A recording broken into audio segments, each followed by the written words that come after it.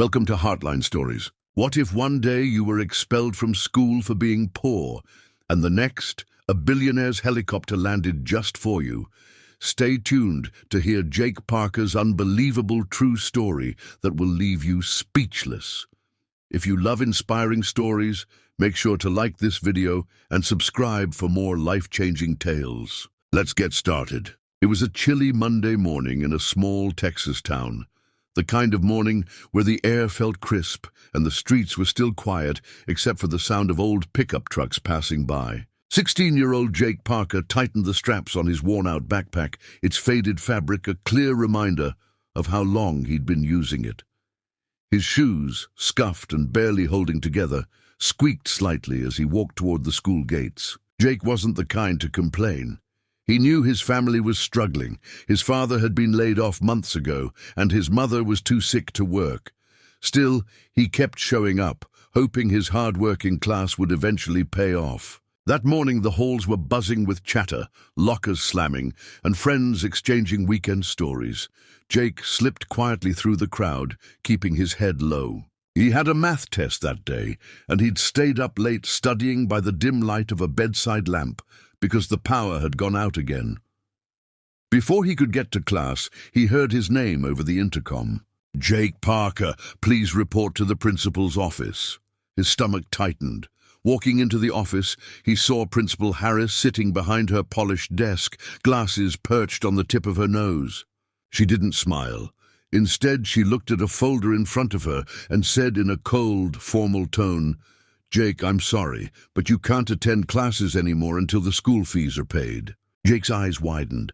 "Ma'am, please, my dad's still looking for work, and my mom, she's not well. I promise we'll pay as soon as we can."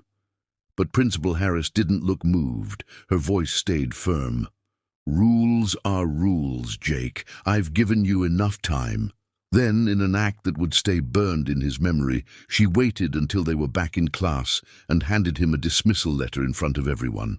A heavy silence filled the room for a moment. Then whispers started spreading like wildfire. A couple of kids exchanged smirks, and one in the back muttered something Jake couldn't quite hear, but he knew it wasn't kind. He felt his face burn as he gathered his books. His hands trembled, not from anger, but from the sheer weight of humiliation pressing down on him. This wasn't just about missing classes. This was about losing the one place where he thought he could build a better future. Every step out of the classroom felt like it was echoing too loud, the stares from his classmates stabbing into his back. He kept his eyes fixed on the floor, trying not to let anyone see the way his jaw clenched to keep from breaking down. It wasn't fair. He wasn't failing. He wasn't lazy. He was just poor. And in that moment, it felt like the world had no patience for people like him. Outside the school, the winter air bit at his cheeks. The playground, usually filled with noise, now looked strangely empty. He walked slowly toward the road, each step heavier than the last. He had to pass by the front lawn, where a few students stood watching him, whispering among themselves. Some of them looked concerned, but no one said anything. No one stopped him. The sound of the dismissal letter crinkling in his hand was the only thing breaking the silence in his mind. Jake thought about the math test he'd never get to take, the science project he'd worked on for weeks, and the college dreams that now seemed to be slipping farther away with every passing second. When he finally reached home, the sight of the small, worn-down house made his chest tighten. The paint was peeling, the roof had a tarp over one corner, and the front steps creaked under his weight. Inside, the smell of chicken soup filled the air. His mother, pale and wrapped in a blanket, looked up from the couch and smiled weakly. "How was school, honey?"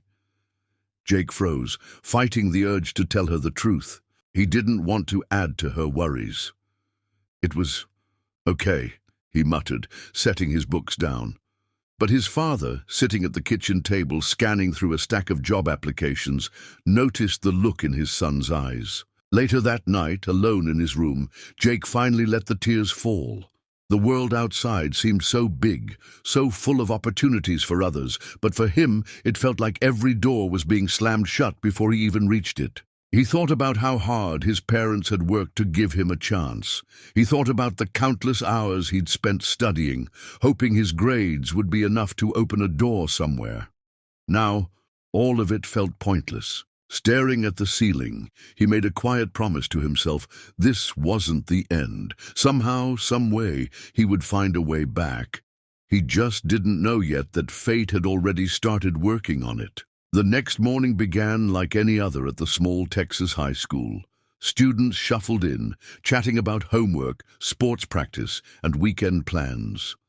But just as the first bell was about to ring, a deep, rhythmic thumping sound began to grow louder in the distance. At first, no one paid much attention. Maybe it was construction or a passing news chopper, but within seconds the sound intensified, echoing across the campus. Heads turned toward the football field as a dark shape appeared in the sky.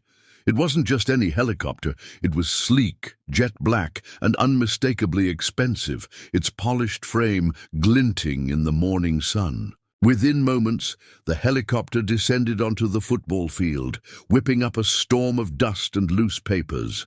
Students screamed playfully, shielding their faces, while teachers tried to keep them back. The blades slowed, and for a moment the entire schoolyard fell silent, curiosity replacing chaos. The side door slid open, and out stepped a tall man in a perfectly tailored navy blue suit, his black leather shoes untouched by the dust swirling around him. Even without an introduction, his presence commanded attention. Whispers began to spread. Is that William Carter? The billionaire tech guy? What's he doing here? William Carter, one of the most successful entrepreneurs in the country, didn't waste a second. With a confident stride, he walked past the stunned students and straight into the school building. The sound of his polished shoes on the tiled floor echoed in the quiet hallway. He entered the principal's office without knocking, startling Principal Harris. She stood up quickly, unsure of what to say. "Can I help you, sir?" she stammered. William's piercing gaze met hers as he said, "Where's Jake Parker?"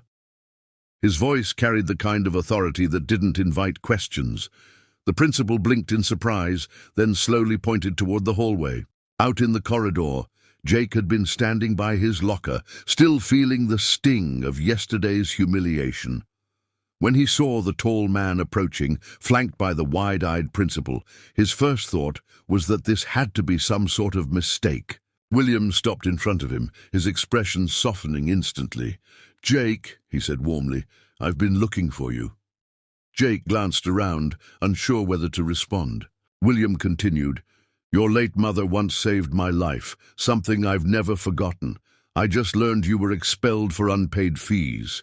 That ends today." The hallway grew still, students peeking out from classrooms to watch the scene unfold. William reached into his jacket and handed Jake a sleek envelope. "Inside," he explained, "is a full scholarship to any university in the country, plus funding to cover all your current and future school expenses. You'll never have to worry about money for your education again." Jake's jaw nearly dropped. He could hardly process the words. For years he had dreamed of an opportunity like this, and now a stranger, no, not a stranger, but someone connected to his own mother's kindness, was handing it to him.